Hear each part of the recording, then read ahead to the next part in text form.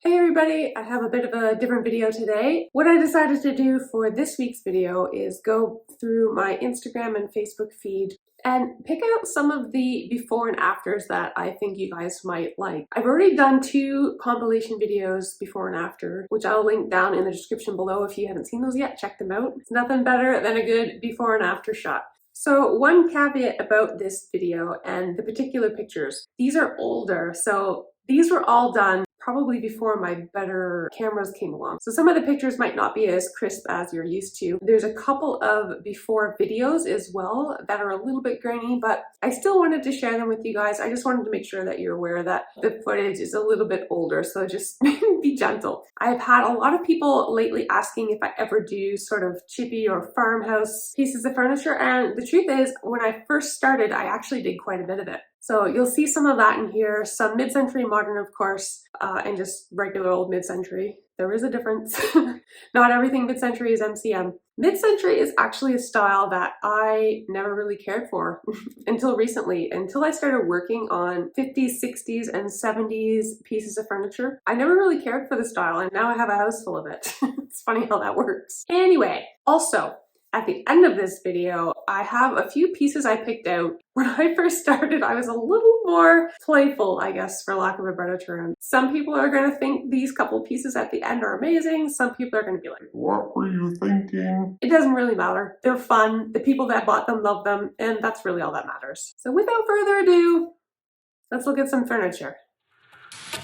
My name is Angie and I refinish furniture. Sometimes I paint and sometimes I don't, but I always do what I can to save old pieces from the trash. Welcome to my workroom. One more thing I forgot to mention. These pics are older, and that means my staging and photographing skills were not what they are today. I'm pretty sure I committed a few crimes in some of these pictures. Please ignore the staging, especially the pillow. Let's not mention the pillow. Starting off here, number 1, this is a really cute little vintage, possibly antique, I'm not entirely sure of its age, little table. At the time, I was scared of this piece. This definitely had the worst finish I had come across at this point in my career. This piece had flaking finish, water damage, dings and scuffs. I ended up stripping the top completely, and I could not believe what was underneath all of that damage. I didn't have to use oxalic acid. I got lucky and all of the damage sanded off. I painted the base with Fusion Mineral Paint. I'm sorry, I can't remember the color. I want to say Inglenook. It might be Inglenook. And just did a light distressing. I was still sort of learning the ropes of distressing, so I wouldn't say my best work, but it was still a really cute piece. Number 2 is this really cute little writing desk and chair. This was one that I did for one of my bunny flips. So some of you know I foster rescue bunnies, and we also have a few of our own, and I do fundraising events every few months where I take a piece of furniture, flip it, and then raffle off tickets to donate to the rescue. And this is one of those pieces. It was super rough. I ended up painting part of this in ash by Fusion Mineral Paint and just staining some of the wood grain, and I think it turned out lovely and raised some much needed funds for the rescue.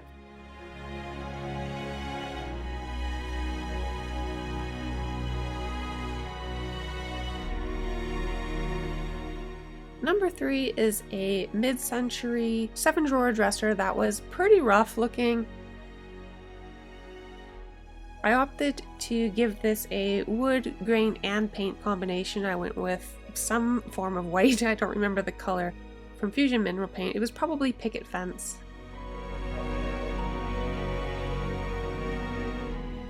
I gave the poles a new coat of paint and used General Finishes gel stain in the color Nutmeg for this gorgeous wood grain.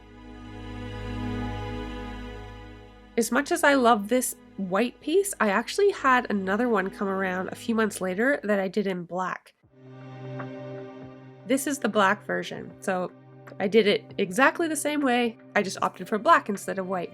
Let me know in the comments below whether you prefer the white version or the black version of this piece. To me, there's just something so classic and elegant about wood grain paired with black paint. I love it so much.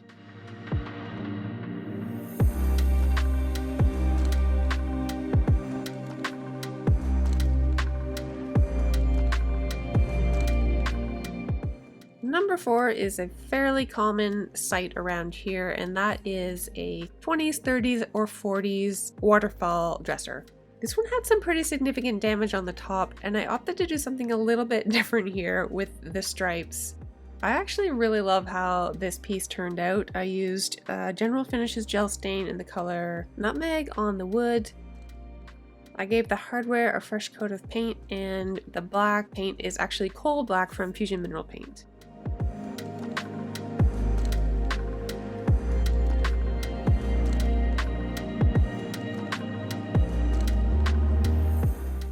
Number 5 is still to this day one of my favorite antique pieces.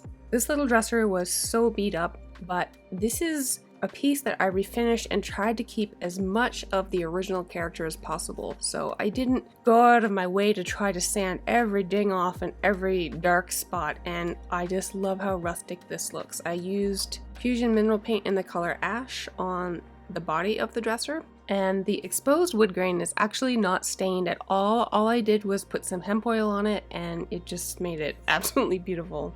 I repurposed some pulls from another piece and added a little bit of a copper tone to them. And because I had a vintage shop, I actually had some keys, and I found an antique key that fit this one. So I sent it away with a working lock, which was kind of an unexpected surprise. Number 6 is another antique dresser. This one is made of oak for the most part and had this horrible red tint to it. I'm not a fan of that color at all. I gave this a very rustic, worn-in look, even though it was completely refinished. And those oak keyhole escutcheons are to die for. I love them.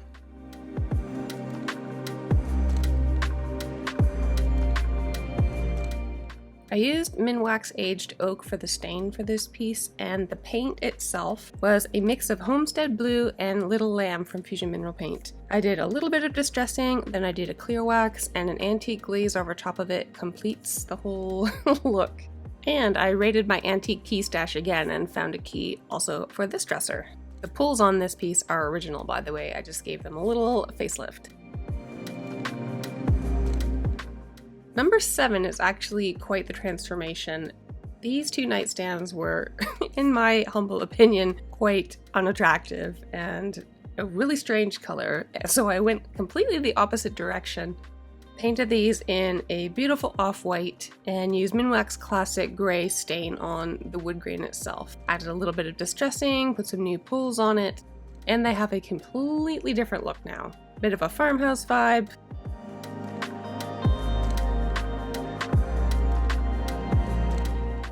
And we're just going to ignore that pillow. Just pretend it doesn't exist. You did not see the pillow. Number 8 was a little solid maple desk that I picked up from, I believe it was Facebook Marketplace. It had severe water damage on the top. I did this piece before I really discovered oxalic acid. Or rather, I knew about it, but I didn't have any and I'd never tried it yet. So I opted for something a little bit creative. I sanded down the whole top, and where there was damage I couldn't sand out, I painted. And it gave this kind of a fun little modern update. Added some new handles, and yeah, this piece has a whole new life now.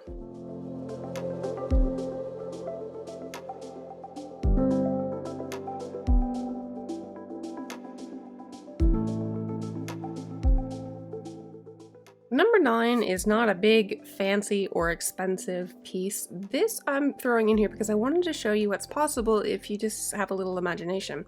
This used to be a TV cabinet that had obviously since had the TV part removed. It was about to be tossed, and I thought, I'm going to turn this into a little TV stand. It would also look good in an entryway, or you could put towels on it in a bathroom or powder room. It needed the bottom shelf replaced. I added a middle shelf, and I also put a back on it, painted it, and another piece saved from the landfill, which is always a win in my books. Number 10 is another antique dresser. I really love this style. This one was really rough, guys. I opted for a wood and paint combination with some distressing, some clear and antique wax. I don't know why, but when I have pieces of this age, it feels strange for me to put a perfect coat of paint on and perfect wood grain to make it look brand new. It's not brand new, and in my opinion, they should retain some of that character. So this is a piece I definitely tried to do that with.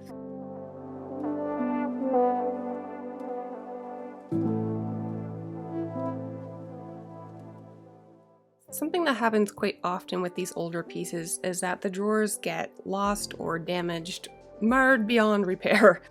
I always try to find ways to work around that. So in this case, this gorgeous oak dresser had a middle drawer that there was no saving it. So I decided to make a shelf out of it instead. You could put towels in it or blankets, extra pillows.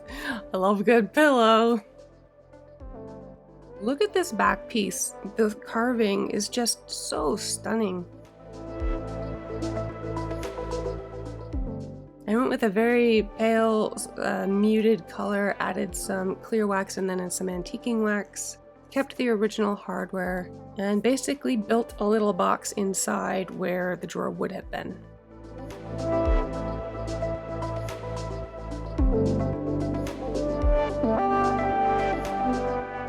Number 12 is a tall dresser that sort of is on that edge of Art Deco and mid-century. It's kind of in the middle. It's a little more Art Deco, I think. But anyway, this cleaned up really well. I went with my favorite, which is wood grain and coal black. Kept the original pulls, just gave them a little facelift. And instead of being tossed to the curb like this was headed for, it's now living in someone's house and they love it. Number 13 is a pretty little antique dresser. I absolutely love the pulls on this one. I definitely kept those. But this dark finish it needed a bit of an update. It needed to be lightened up, and that's what I did. I used classic gray on the top, and I can't remember exactly the color. It looks like a very soft light gray. It might have been Little Lamb or some sort of combination of Little Lamb with something else. My apologies with not being able to remember some of these colors. A lot of these pieces, actually everything in this video that was filmed with a plain white background, that was in my shop. So somewhere in between 1 and 3 years ago. And I can barely remember what I ate yesterday, so trying to remember these paint colors, it's hard, man. Number 14. I opted to keep the dark wood of the top obviously refinished, and I kept the original pulls in their original condition. But I gave the rest of this piece a really cool off-white paint color with some light distressing, some glazing and antique wax. And I actually really like how this turned out. When I first started, I was watching a lot of Jamie Ray Vintage, and this was kind of the style I started out painting. And like I mentioned, I've had a few people in the last couple of weeks ask if I ever did things that are kind of farmhousey or more antique, because I do a lot of mid-century stuff and kind of full wood restoration. So I just wanted to, I know there's a lot of that style in here, but I wanted to share that for the folks who were sort of asking about it.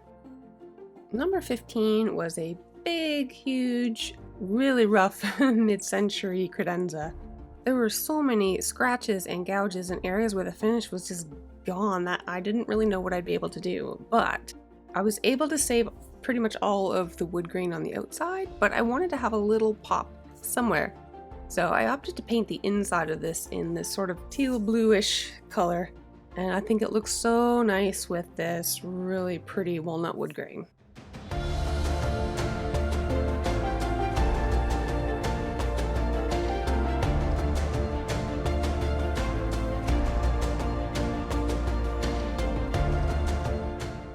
That far right sliding door still retained a little bit of that damage from before, but overall I'm super happy with how this big beefy piece turned out. Number 16 is another fairly dramatic mid-century piece. This top was a disaster, truly. I am floored at what I was able to create with this piece. I went with a much darker stain this time and paired it with coal black and gave the pulls a bit of a copper finish. And this beautiful piece is now ready to live on for the next 50 or 60 years, at least. As long as people use their coasters. Use your coasters, people!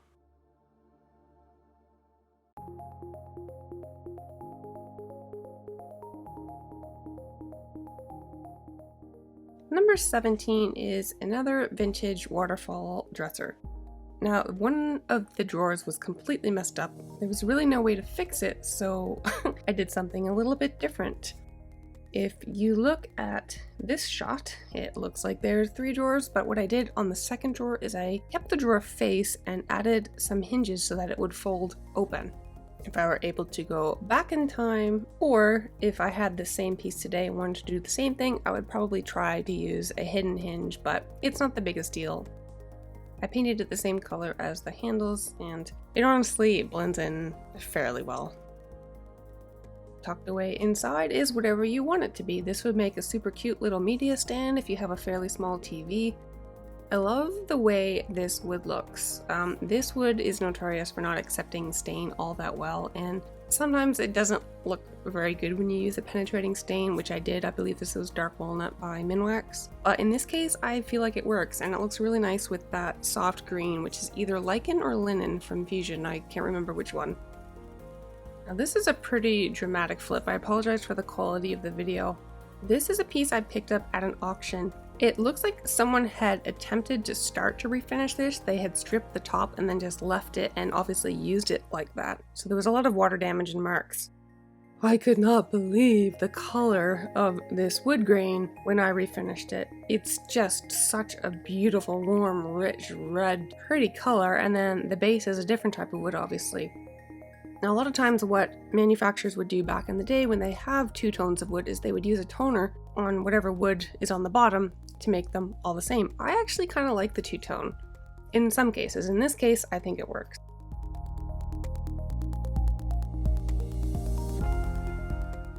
Big thanks to everyone still with me. We've got 6 more to go.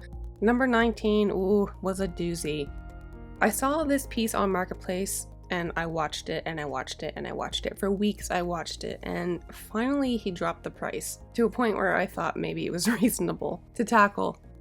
Stripping this, there was at least 7 or 8 paint layers, and I could not believe my eyes when I stripped the paint off and found this gorgeous burled wood on the front. I ended up painting the sides. I kept the original hardware. All I did was polish it to a nice shiny brass finish and luster. But oh my gosh, that wood grain is killer. I never really understand why people paint over wood like this. I'm obviously not opposed to painting wood. I get it, not all wood is as pretty as other woods, and I paint wood all the time myself. Do what you want to do, but man, just leave the burled wood alone.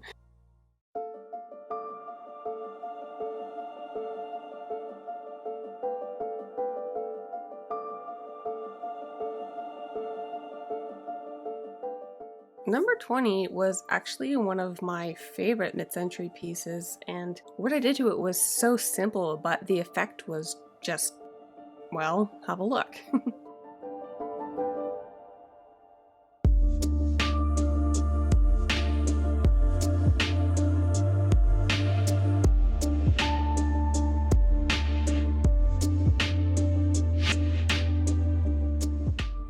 General finishes, gel stain in the color nutmeg, and coal black again for the win.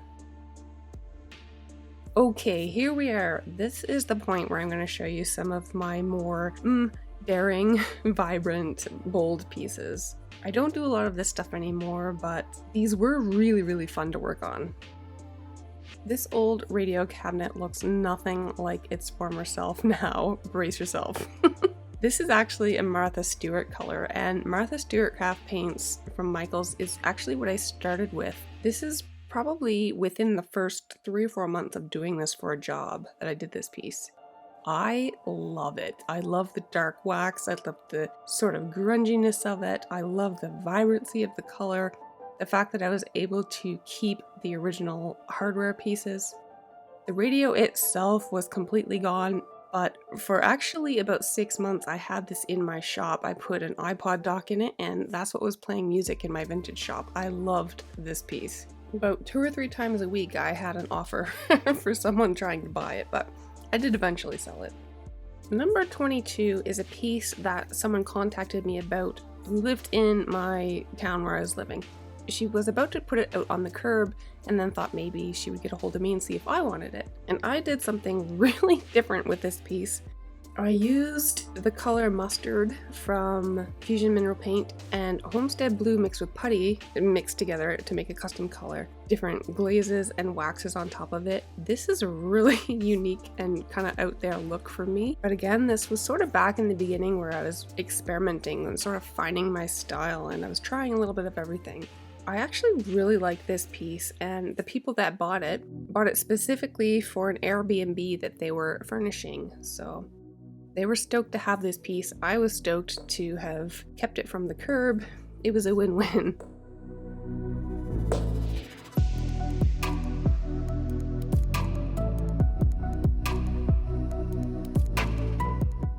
Hang on, because it's about to get weirder. I don't have a before picture of this piece, unfortunately. This is the most, I don't know, space-agey weird thing that I've done. At the time, I loved it. The response to this was amazing, even though it's really, really out there. I don't even know what you would call this style. I was still learning how to blend. As you can see, my blends aren't that great, but I actually wanted it to be slightly on the grungy side anyway, and I don't mean grungy as in dirty. It's just kind of a look. Those are the original pulls, so it already was kind of on the atomic space agey side anyway. I just kind of made it worse. Number 24 I'm actually a little bit obsessed with, and I had two of these dressers come to me about 3 or 4 months apart, and I did them, well, you'll see, similar but different. This crazy, vibrant, almost hot pink / red and black dresser was purchased by someone who wanted it in a custom bathroom that they were building. They were turning it into a double vanity. I really wish they had sent me the after pictures because I can only imagine what that would have looked like. And this is the exact same dresser, not literally, same style dresser, but I did it in gray and I used slightly different pulls on this one. This one also sold really, really quickly. And I wanted to share these pieces with you guys so that you would know that we all start somewhere. It sometimes takes a little while for us to figure out what styles we like, so we'll try a little bit of everything. I've found my area of happiness, but I don't regret any of these pieces. They were so fun to do, and the people that purchased them absolutely love them, so that's the goal here, really. Thank you guys for watching another fun compilation video. I wasn't kidding, those were a little different, weren't they? I will be back next week with another furniture flip. Thank you so much, and I will see you next week.